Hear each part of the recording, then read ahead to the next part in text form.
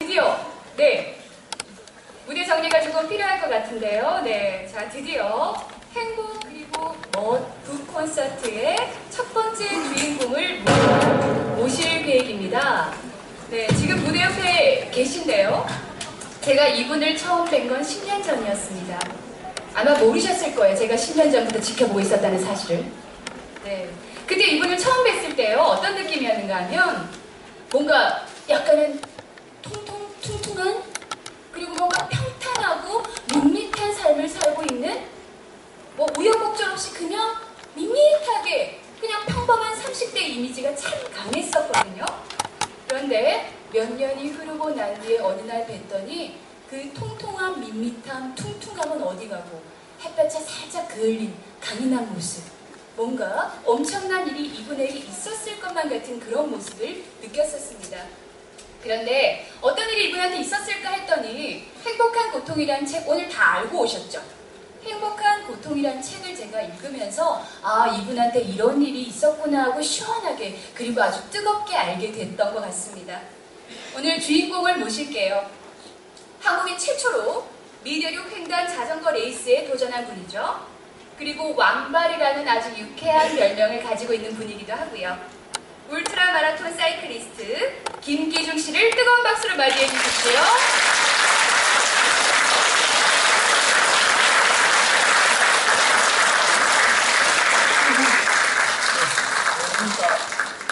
지금 마이크가 들리나요? 네. 저는 울트라 사이클리스트 김기중입니다. 오늘 저와 진우 스님의 북토스테에 와주신 것을 진심으로 감사드립니다.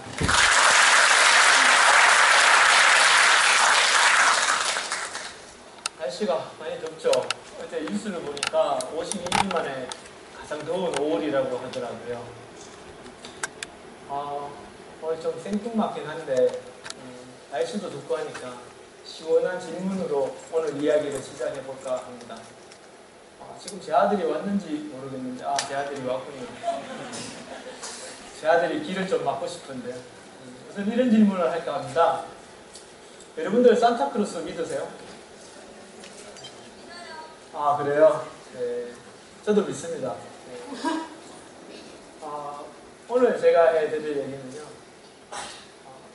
저희가 어린아이들에게는 산타크로스가 있다고 얘기를 합니다. 하지만 나이를 먹어가면서 점점 산타크로스가 없다는 것을 알게 되고 또 산타크로스에 대해서 서로 얘기를 하지 않게 되고 그렇게 됩니다. 근데 제가 문득 이런 생각이 들더라고요. 꿈하고 산타크로스하고 매우 닮았구나라는 생각이 들었어요. 저희가 나이를 먹어가면서 더 이상 꿈에 대해서 얘기를 하지 않습니다. 친구들끼리도. 특히 사회에 나가면 더 하죠. 저 같은 경우도 직원이나 모델 신입생들이나 새로 취업 이렇게 해서 오신 분들이 자기를 소개하면서 각오를 얘기합니다. 나는 이렇게 하고 싶어요. 저렇게 하고 싶어요. 이런 얘기를 할 때 아직 어리구나. 현실물 좀 더 먹어봐라. 그렇게 생각하면서 그런 꿈들에 대해서 솔직히 비관적으로 생각하는 사람이었습니다. 저는 그런 사람이었는데요. 시간이 지나고 자중들을 만나고 이렇게 하면서 생각이 좀 변했습니다. 지금은 산타크로스가 있다고 믿고요. 그리고 꿈도 있다고 믿습니다. 오늘 그 이야기를 시작해 보도록 하겠습니다.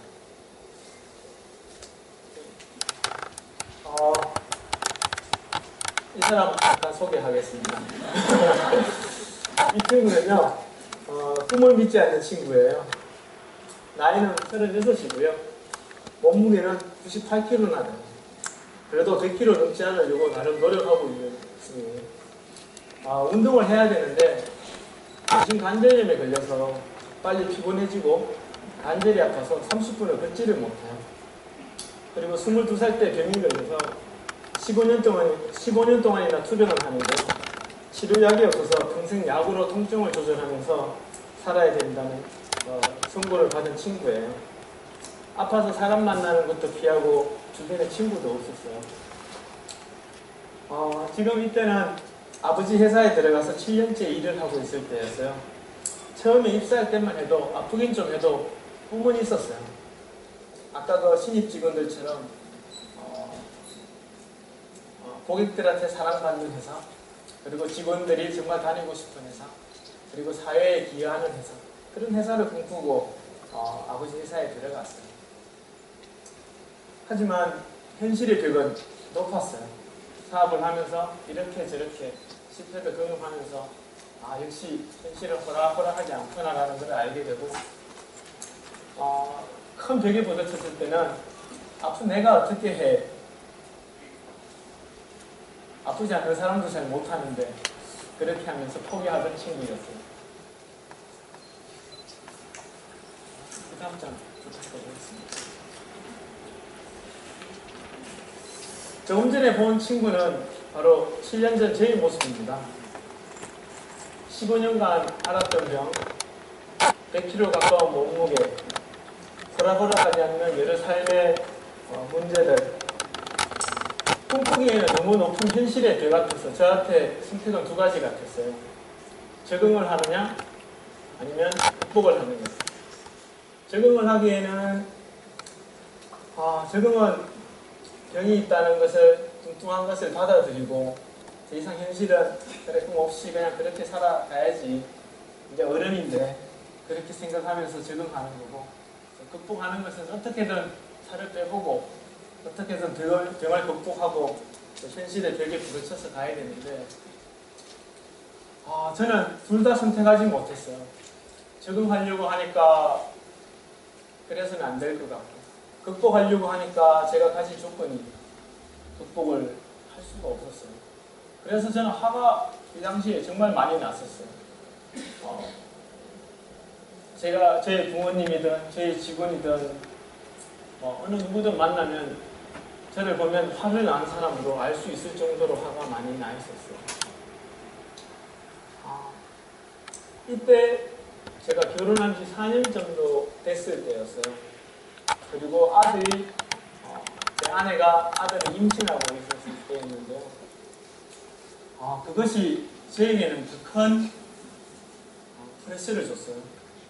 아들이 조금 있으면 태어나는데, 좀 있으면 아빠가 되는데, 내가 나 스스로 너무 싫은 거예요.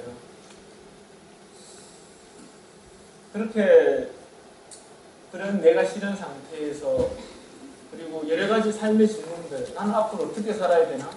내 꿈은 뭔가?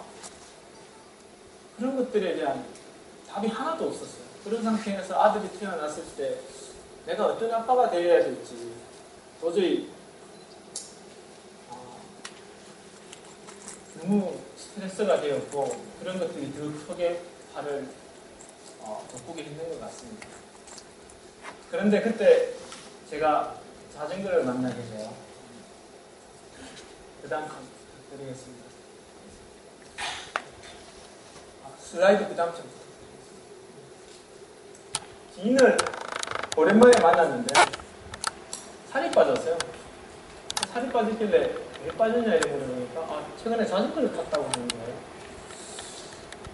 그래, 나도 학교 다닐 때 자전거 좀 탔었는데 그걸 운동이라고 생각해 본 적은 없었는데 운동이 된다고 하니까, 그때 제가 30분도 걷는 게 힘든 상태였거든요. 그래서 자전거는 운동이 되나 싶어서 자전거를 바로 사러 갔어요. 자전거를 사고 일주일 만에 자전거 대행진에 나가게 되었어요. 그때 자전거 대행진에 나가서 제가 자전거를 타는데, 그 당시 자전거를 4시간이나 탔어요. 그리고 오르막을 막 지나가는데 땀이 정말 많이 나죠. 땀이 흠뻑 젖을 정도로 땀이 나는데 이런 생각이 들더라고요. 내가 얼마 만에 땀이 젖어갔지? 15년 만에 땀을 흘려본 듯한 느낌을 받았어요. 그리고 그 기분이 너무 좋았고, 저는 그때 알았어요.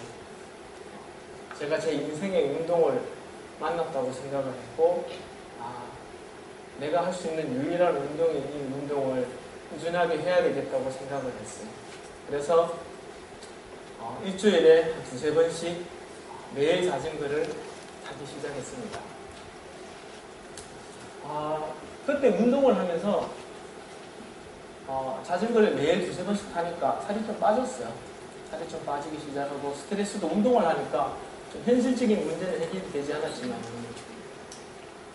그래도 화가 조금씩 운동으로 해서 좀 풀어져 나갔어요. 근데 하지만 여전히 여러 가지 회사적인 문제, 현실적인 문제에서 고민은 여전히 많았어요. 그래도 어느 날이었어요. 유난히 화가 많이 나고 유난히 답답했던 마치 이 고민이 평생 풀리지 않을 것처럼 그런 시절이었어요. 그런 날이었어요. 그렇게 하루를 고민에 갇혀서 하루를 보내고 자전거를 타러 나갔어요. 자전거를 타는데 오르막을 오르기 시작하는데 한 5분 정도 지났을까요?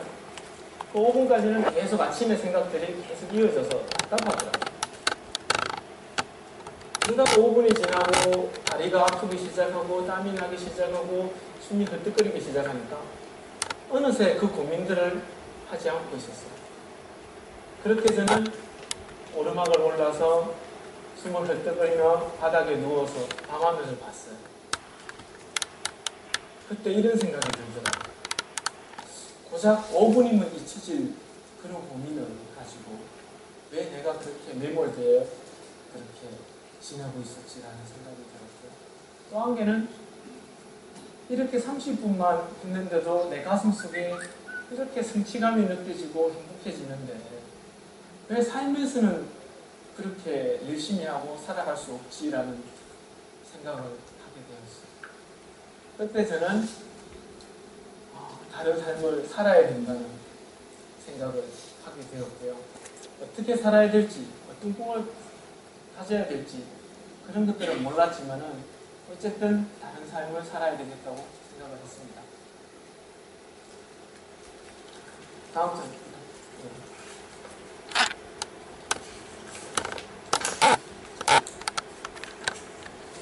자전거를 꾸준히 1년 이상 타다 보니까 살이 10kg 가까이 빠졌어요. 그리고 언제부터인가 약을 먹지도 않게 되었어요. 살을 빼려고 운동을 시작했는데 병까지 나선 거죠. 그리고 자전거를 타면서 자기 아까 오르막에서 느꼈던 성취감들이 좋아서 점점 도전을 조금씩 크게 했습니다. 서울에서 구미까지 자전거 타고 오기도 하고 북미에서 해남 땅끝까지 자전거 타기도 하고 또 자전거 시합들을 다니기도 하고 또 풀마라톤에 나가서 마라톤을 달리고 철인 3종 선수가 되어서 철인 3종을 완수하기도 하고 그렇게 2년 가까이 제 건강은 철인이 되었을 정도로까지 건강해졌습니다. 근데 하지만은 철인 대회에 나가서 제가 낸 기록은 시합 끝나기 한 40초 나가는 그 대회에서 전체 2등을 했을 정도로 그렇게 좋은 성적은 아니었어요. 제가 자전거 시합 나가면 중간 정도 하고 여전히 몸무게도 10kg 중반 정도 됐을 때 한 대회를 알게 돼요. 바로 그 대회가 뒤에 있는 램이라는 대회예요. 지금 보면 이렇게 태평양이 샌디에고하고 LA 사이에 있는 도시에서 출발을 해서요. 4개의 사막을 건너고 로키 사막을 건너서 1100km가 이어지는 대평원을 건너서 마지막인 동부에 있는 아팔란치아 산맥을 넘어 4800km를 태평양에서 대서양까지 달려야 되는 대회였어요. 12일 동안 자전거로 그 대회를 간다고 하는데 저는 그 대회를 처음 알았을 때 믿지 않았어요.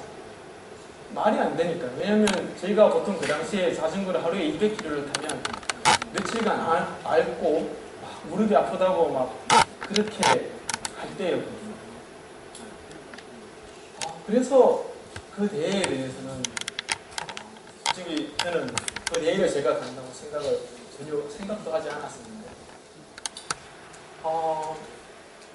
그래도 관심이 있어서 그 대회 다큐멘터리를 보게 되고 점점 그 대회에 대해서 많이 알게 되었어요. 그러면서 이런 생각이 들었어요. 아유, 저런 걸 내가 어떻게 해? 아파트 내가 어떻게 해? 그렇게 생각하고 그렇게 덮으려고 할 시점에 이런 생각이 같이 들었습니다. 왜? 세상에 어느 누군가는 하고 있는데 왜 나는 못해? 나는 이제 자전거 타서 아픈 것도 다 치료가 됐는데 왜 나는 못해? 그때 저는 제 하나의 마음을 보았습니다. 제 육체적인 병은 나았는데 아직 마음속의 병은 그대로 있었는 거예요.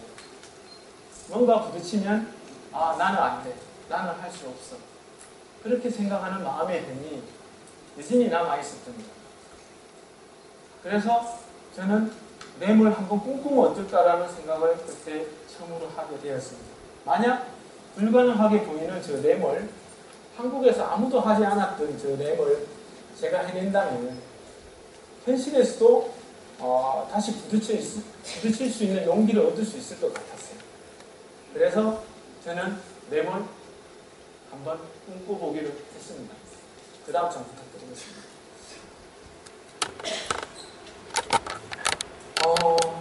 그렇게 꿈은 꿨지만은 솔직히 갑자기 알게 된 때에 제가 정말 진지하게 그 꿈을 쫓아갈 거라고는 그 당시에는 솔직히 생각 못했어요. 그리고 그게 진짜 제 꿈이 될 거라고도 생각을 하지를 못했어요. 사람들을 만나면 물어봤어요. 철인 하시는 분들 만나면 램이란 게 아시나요? 마치 도를 아시나요? 이렇게처럼 그렇게 묻고 다녔습니다. 운동을 좀 잘하는 분들을 만나면 전부 다 램을 아십니다. 그게 가능할까요? 제가 6개월 동안 단 한 명한테도 가능하다는 얘기를 못 들었어요. 야, 생각해봐라. 하루에 400km를 가야 되는데 그게 하루는 갈 수 있다고 치자. 그 거리가 서울에서 부산거리를 그렇게 가고 그 다음날 또 가고 그걸 12일 동안 한다는 게 말이 되느냐. 전부 그런 반응이었어요. 왜냐면 제 주변에 하루에 400km를 탄 사람도 아무도 없었거든요. 그러던 중 어느 날 누구를 한 명 만나게 돼요. 그 사람이 없었으면 저는 그렇게 꿈을 잊고 살았을지도 몰랐을 것 같아요. 아니면 계속 묻고 다녔을 수도 있고. 바로 국가대표 출신의 사이클 코치 분을 만났어요. 그분한테 얘기를 하니까 갑자기 생각을 하더니만 야, 가능할 것 같은데 이렇게 얘기를 하시더라고요. 그래서 저는 그분을 찾아갔어요. 구미 인동중학교에서 자전거 코치를 하고 계셨거든요. 그래서 그분한테 찾아가서 수개월 동안 자전거를 처음부터 다시 배웠어요. 그리고 그때부터 4년간 거의 매일 자전거를 탔습니다. 그렇게 해서 저는 2011년도에 2명에서 조를 맞춰서 램에 도전을 했고요. 그때 2명에서 참가한 팀 부분에서 우승을 했고 2013년도에는 혼자 도전을 해서 아깝게 500km를 남기고 12일 동안 다 달리긴 했지만 500km를 남기고 시간이 오버되어서 완주를 하지는 못했습니다. 오늘 저는 3가지를 얘기해 드리려고 해요. 램에서 가장 크게 얻었던 교훈 3가지, 그리고 꿈을 믿지 않던 제가 꿈을 믿게 되게 만들고 그렇게 만든 이야기 3가지를 하려고 합니다. 램은 어떤 극한의 대회들하고 다른 부분들이 3가지가 있었어요. 첫 번째, 램이 다른 극한의 대회들과 차이 나는 부분은 램은 보통 극한의 대회들은 되게 혹한의 상황에서 많이 열려요. 사막에서 한다거나 북극에서 한다거나 안 그러면 아마존 강에서 한다거나 그런 혹한 상황에서 잠깐 하루나 이틀 그런 걸 참는 대회가 대부분인데요. 램은 그렇지 않았어요. 12일 동안 시합을 해야 되고요. 그렇게 사막이 있고 로키산이 있긴 하지만 그렇게 험한 환경을 다니진 않아요. 그냥 자전거로 탈 수 있는 길을 다니는데 문제는 이 대회는 극도의 피곤함을 이겨야 되는 대회였어요. 보통 400km를 자전거로 다니려고 하면 하루에 20시간 이상을 자전거를 타야 돼요. 그러면 잠을 하루에 한두 시간 자고 나머지 한두 시간에 여러 가지 볼일들을 보면서 해야 되는데 그거를 12일 동안 하게 되면 극심한 피로감에 시달리게 됩니다. 그래서 이 대회를 모든 스포츠를 통틀어서 지구에서 가장 인내력을 요구하는 대회라고 부릅니다. 참 아이러니하게 제가 가지고 있던 병이 하루의 피곤함을 이기지 못하는 병이었는데 제가 세계에서 가장 피곤함을 이겨야 되는 대회에 참가한 거였어요. 아마 어떻게 보면 제가 그렇게 피곤한 몸이었고 오랫동안 달리지 못하고 하루의 피곤함을 이기지 못했던 사람이었기 때문에 저렇게 오랫동안 달리는 대회가 저에게는 꿈이 되어 있는 것 같았습니다. 첫 번째 그 극심한 피로를 이겨야 되는 그 대회의 특성은 저에게 하나의 선생님이었고 하나의 큰 관문이었습니다. 그 관문을 통과하면서 저는 변하게 되는 게 아까 얘기 드린 대로 여러 가지 훈련도 하고 여러 가지 상황들을 만나게 됩니다. 제가 자전거를 못하는 상황이었다 보니까 그 램을 꿈꾸게 되면서 많은 일들을 부딪히게 돼요. 교통사고도 당하기도 하고요. 시합 전에 무릎을 다쳐서 무릎 수술을 해야 되기도 하고 또 시합을 3개월 앞두고 자전거 타다가 넘어져서 수술을 하기도 하고 시합에 가서도 수많은 일이 있었어요. 출발하자마자 복통에 시달리고 한 3, 4일 지나고 나서는 신장이 나빠져서 얼굴이 퉁퉁 부었어요. 그리고 한 7, 8일이 지나고는 잠을 못 자서 환각에 계속 시달리고 그렇게 갔어요. 그리고 9일째부터는 시간을 못 맞춰서 완주를 해도 완주를 할 수 없는 그런 자격도 박탈이 당하고 그런데도 끝까지 달렸어요. 제가 아플 때는 무슨 일에 부딪히면 아프니까 안 돼. 그래서 안 돼. 그랬었는데 제가 이 램이라는 꿈을 가지고 난 뒤에는 무슨 일이 부딪혀도 그럼에도 불구하고 였어요. 어떻게든 가려고 했고 그렇게 저는 첫 번째 그 관문을 통과하면서 저의 마음을 많이 바꾸게 됩니다. 제가 좋아하는 글인데요. 차동엽 신부님이 쓰신 글인데 생각에도 결이 있다. 반복의 과정을 통해서 어느새 자신의 생각이 결이 나타난다. 어떤 이에게는 부정적인 쪽으로 어떤 이에게는 긍정적인 쪽으로 이렇게 결이 나서 결국 길이 된다. 저는 램에 도전을 하면서 새로운 생각이 결이 생겼어요. 오랫동안 아파서 15년 동안 아프면서 생긴 환자의 마음이 이제 없어지고 이제는 어떤 일에도 부딪혀도 어떤 어려움에 부딪혀도 그래도 해내야지 그럼에도 해내야지 그런 생각을 가지게 되었습니다. 그 다음 장 슬라이드가 빠르네요. 두 번째 이 대회의 독특함은요. 다른 사람의 도움을 받아야 됐습니다. 램은 보통 극한의 대회들, 사하라 대회나 이런 대회들을 보면 혼자 달립니다. 혼자 자기의 짐을 지고 혼자 달리면 오히려 그게 더 어려울 것 같지만은 실제로 그렇지 않습니다. 램은 계속 자전거를 타야 되기 때문에 반드시 다른 사람의 도움을 받아야 됩니다. 누군가 길을 찾아줘야 되고 누군가 식사를 제공해야 되고 또 아플 때는 링거를 맞춰서 영양을 공급해 줘야 되고 또 다리가 뭉치면 마사지를 해줘야 되고 그렇게 반드시 도움을 받아야 되는데 그 사람들을 크루라고 부릅니다. 8명 정도 되는 보통 크루들을 도움을 받는데요. 이 대회가 짧은 기간이 아니고 대회는 12일이지만은 준비하고 오고 가는 시간을 빼면 한 18일, 20일 가까운 시간을 빼야 되는데 대부분 직장에 있는 사람들이에요. 그런 사람들한테 자기의 도전을 위해서 부탁을 한다는 건 저에게 상당히 힘든 일이었어요. 왜냐하면 저는 아프고 난 뒤부터는 제 혼자의 방에 갇혀 있었거든요. 다른 사람을 만나는 것도 싫어하고 다른 사람에게 도움을 받는 것도 싫어하고 그런 상태로 지냈기 때문에 다른 사람에게 무언가 부탁한다는 게 저에게는 되게 힘든 일이었습니다. 근데 하지만은 램이라는 꿈 때문에 많은 분들한테 아쉬운 소리를 하고 그 도움을 받아야 되었고요. 그때 크루들과 있었던 에피소드 한 개를 얘기를 해드리겠습니다. 제가 한 10일쯤 됐을까요? 잠을 너무 못 자서 낮에 가다가 공동묘지를 보고 저기 사람이 있는데 환각을 보고 막 그러던 무렵이었어요. 저는 혼자서 시기를 달리고 저보다 4일 뒤에 출발한 팀에 참가한 선수들이 있었어요. 2명 아니면 4명, 8명이서 교대로 시합을 하시는 분들이에요.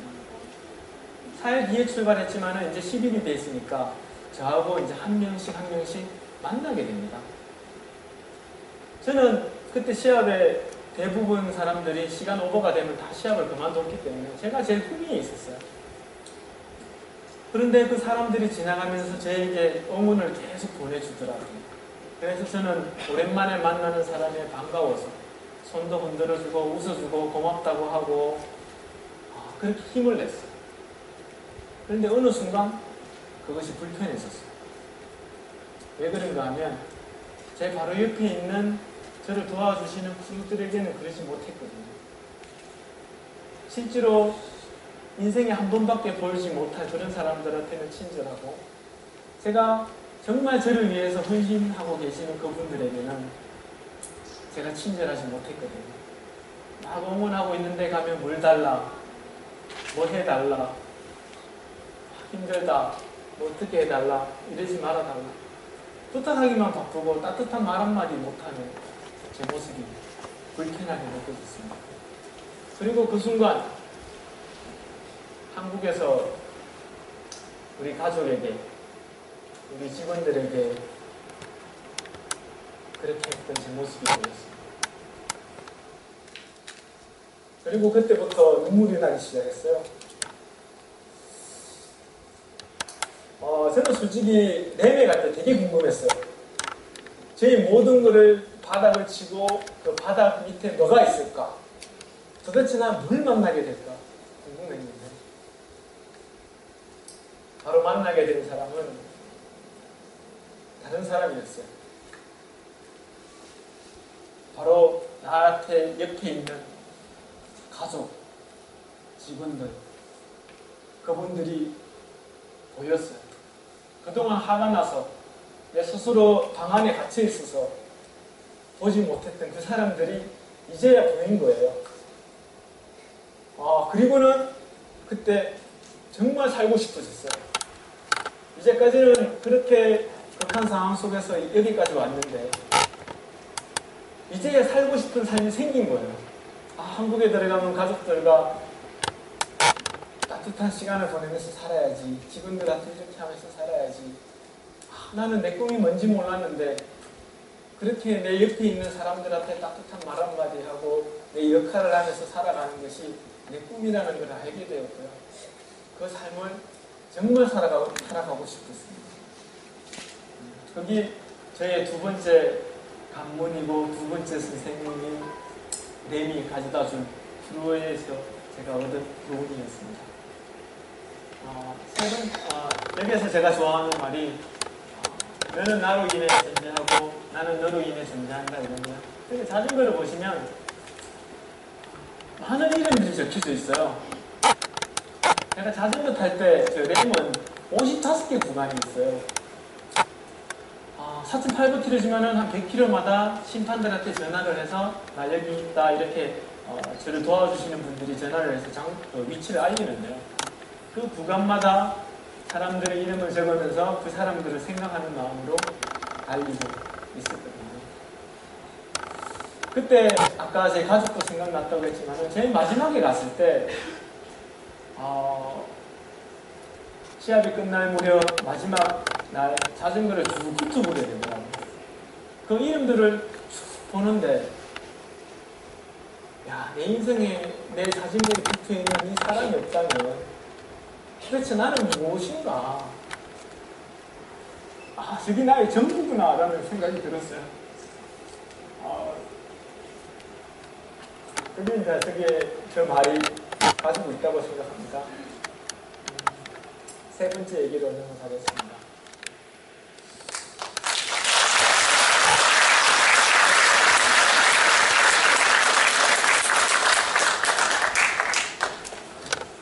감사합니다. 램은 세 번째 독특함이 뭔가 하면요. 램은 세계에서 가장 힘든 대회로도 유명하지만 세계에서 기부금을 가장 많이 모으는 대회로도 유명합니다. 어떤 사람들은 기부금을 모으기 위해서 이 대회에 참가하는 사람이 있고요. 작년에 한 참가자는 10억을 모으기 위해서 대회에 참가했고 그 반 이상의 돈을 그 대회를 통해서 모았을 정도로 이 대회는 한국에서는 유명하지 않지만은 세계에서는 많이 유명하고 많은 사람들이 그 어떤 인간의 한계에 도전하는 것에 감동을 받아서 많은 기부금을 내주시고 계십니다. 저는 솔직히 램을 도전하기 전에 기부에 대해서 특별한 생각은 없었어요. 그냥 기부는 여유가 있는 분들이 남을 도와주는 거지. 그 정도가 제가 갖고 있는 생각의 전부였던 것 같습니다. 근데 램을 다녀오고 저는 기부에 대한 생각이 좀 바뀌었습니다. 첫 번째는 어떻게 바뀌었는가 하면요. 램을 가기 전에 램을 신청서를 쓰면 거기에 한 3분의 1 페이지가 너는 누구를 돕고 싶니? 라는 글을 적어야 됩니다. 그래서 저도 기부금을 얼마나 모일지 어떻게 모일지는 모르지만은 두 단체를 적게 되었어요. 왜냐하면 그때는 2명이 참가를 했기 때문에 저는 고향에 있는 제 옆에 계신 구미에 있는 꿈을 이루는 사람들을 적었고요.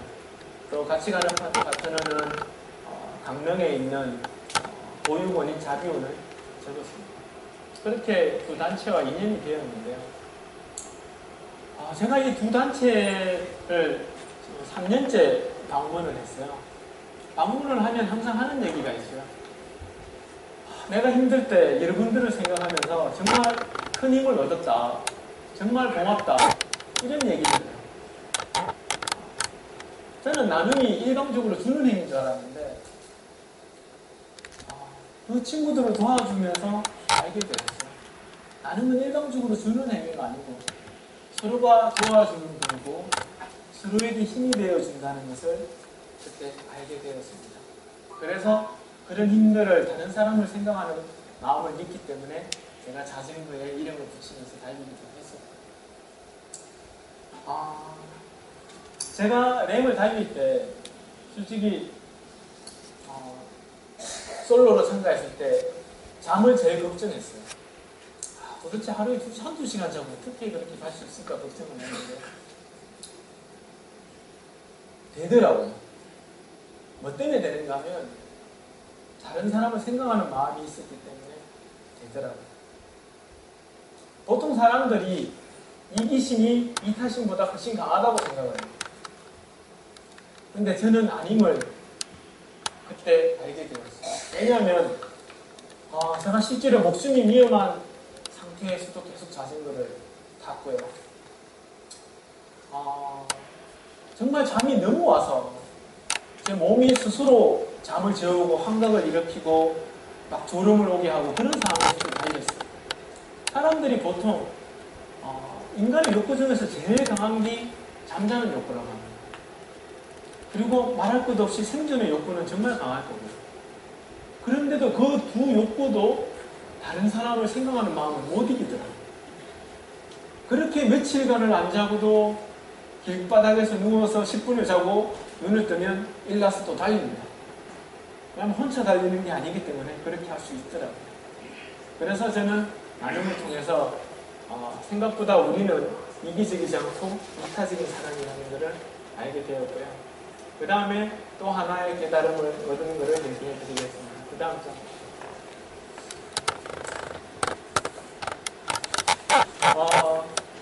옆에 있는 친구가 2011년 저하고 같이 갔던 친구인데요. 이 친구가 어떤 친구가 약간 소개를 하는군요.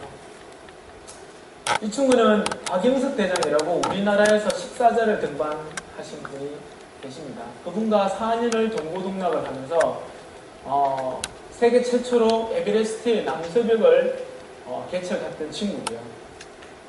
박영석 대장과 함께 세계에서 힘들다는 도전들을 세계 최초로 많이 했던 친구예요. 이 친구가 램을 마치고 여기가 어딘가 하면 강릉에 있는 자비원에서 우리가 기부를 하고 경포대를 돌고 아이들과 경포대를 들고 저 나무에 앉았어요. 문득 저 친구가 이런 얘기를 합니다. 형, 솔직히 나 램 끝내고 났을 때 램 피니시에서 그렇게 행복하지는 않았어. 그런데 오늘 정말 행복해 이런 얘기를 하더라고요.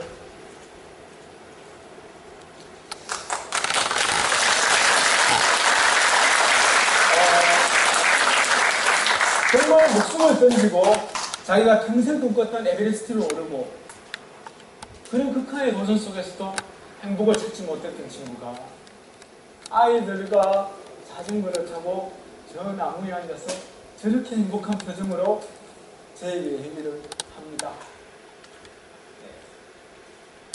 저도 그랬어요. 나는 정말 행복하다는 것을 그때 알게 되었어요. 이때 알게 됐는데 어떤 사람들은 기부를 너무 일찍 시작한 거 아니냐 그리고 그런 얘기를 합니다. 근데 저는 제가 착한 일이라서 기부를 하는 것도 아니고요. 어떤 다른 이유가 아닙니다. 다만 제가 그 사람들을 도와줄 때 너무 행복해서 그래서 기부를 하게 되었고 큰 금액은 아니지만은 그렇게 하고 있는데요. 마지막 세 번째 얘기를 마치기 전에 오늘 이 앞에 제 다음 공연 코너가 뭔가 하면 북한 청소년애들이 춤을 춥니다. 6명의 아이들인데요. 저는 벌써 이 친구들과 자전거를 타면서 많이 친해졌어요. 네, 이 친구들이 한 10일 정도 준비를 하고 올라오는 거라서 많이 서툴 거예요. 하지만은 진호 선생님과 제가 이 친구들을 올리고 싶은 게 아니에요. 그만큼 저와 진호 선생님에게 북한에서 온 아이들, 6명의 아이들이 너무나 소중하기 때문에 그렇습니다. 그러니까 오늘 제 강연이 끝나고 좀 서툴더라도 큰 박수 부탁드리고요. 그 다음 장 부탁드리겠습니다.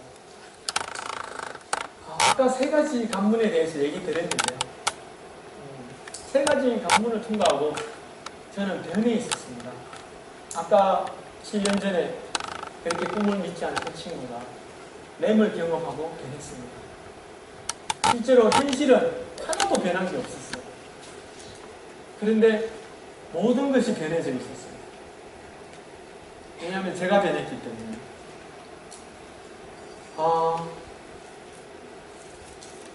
저는 여전히 지금도 가정에서 풀리지 않는 문제들, 직장에서 풀리지 않는 문제들, 사회의 많은 문제들을 보면서 어떻게 해야 될지도 모르고 가끔 저 고민이 없었으면 이렇게 생각할 때가 있습니다.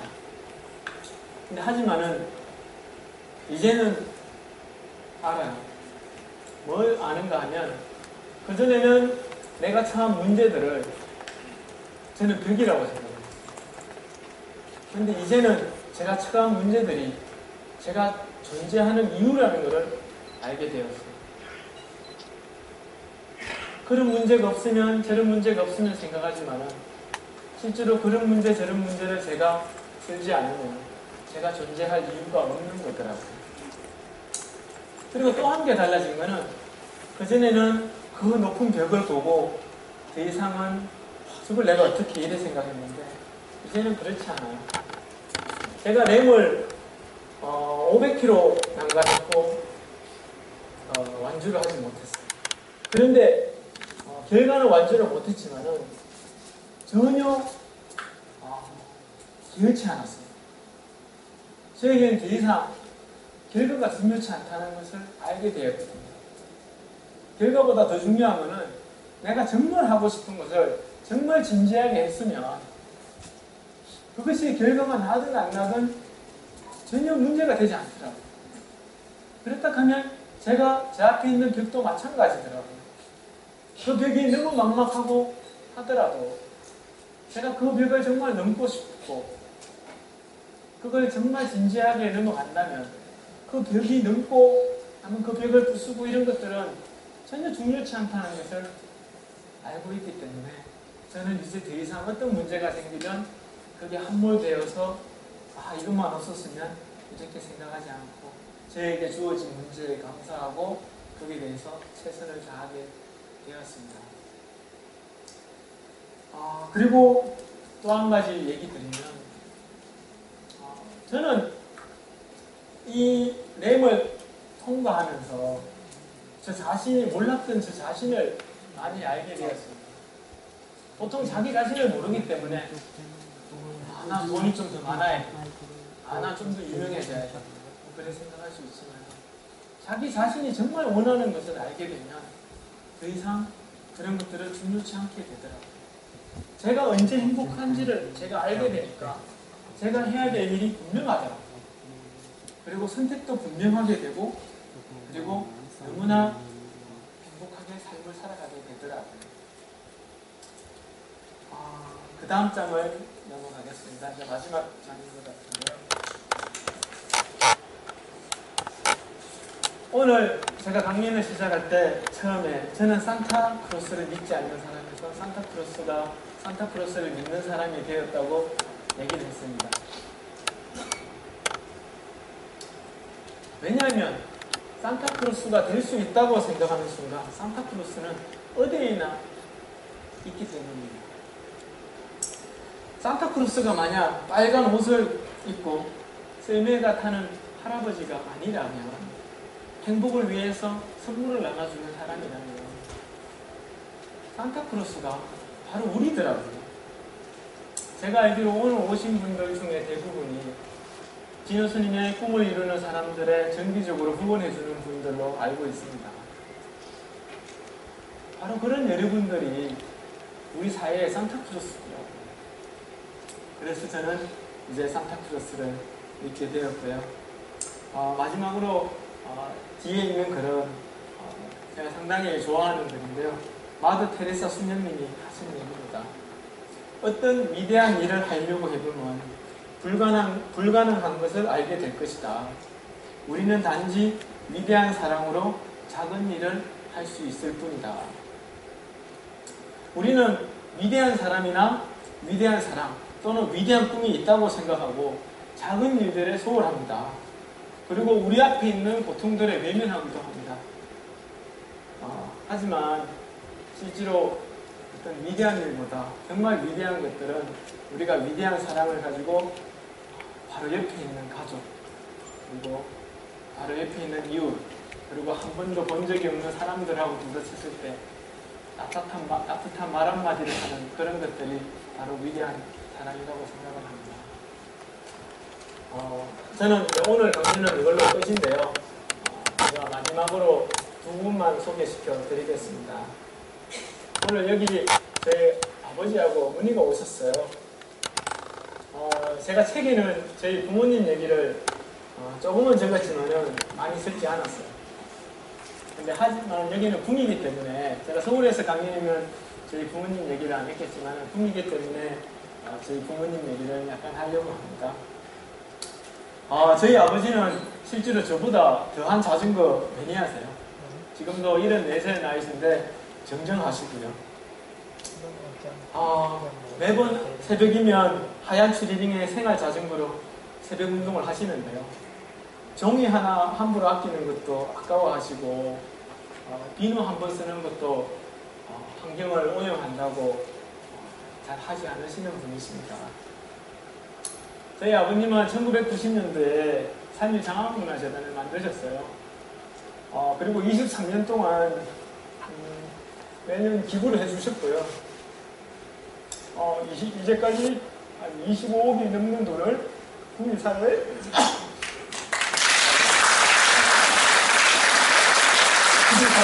반영해 주셨습니다.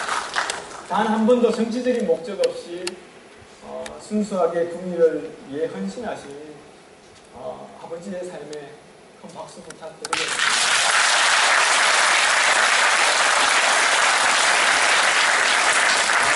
그리고 어머니는 아버지가 아까 위대한, 좀 불가능한 위대한 일을 하셨다고 하면요. 어머니는 위대한 사랑으로 많은 작은 일을 하셨습니다. 저희 어머니는 43년 동안 장사를 하셨는데요. 한 2년 전에 은퇴를 하셨어요. 너무 아파서 도저히 장사를 할 수 없어가지고 하셨는데 마지막 은퇴할 때까지 한 달에 2번 정도밖에 쉬지 않고 일하셨어요. 일하는 것이 얼마나 소중한 일인가를 몸소 실천하시고 저를 끊임없는 사랑으로 뒷바라지 해주셨어요. 저희 어머니에게도 큰 박수 부탁드립니다.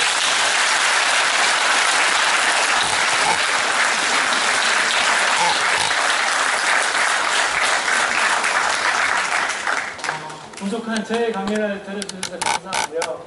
조금 있으면 여기에 시원이, 은하, 은향이, 향이, 정미, 또 누구지 초옥이 6명이 좀 부족하지만은 앞에서 미스터 추를 추게 될 거예요. 큰 경미의 박수 부탁드리겠습니다. 감사합니다.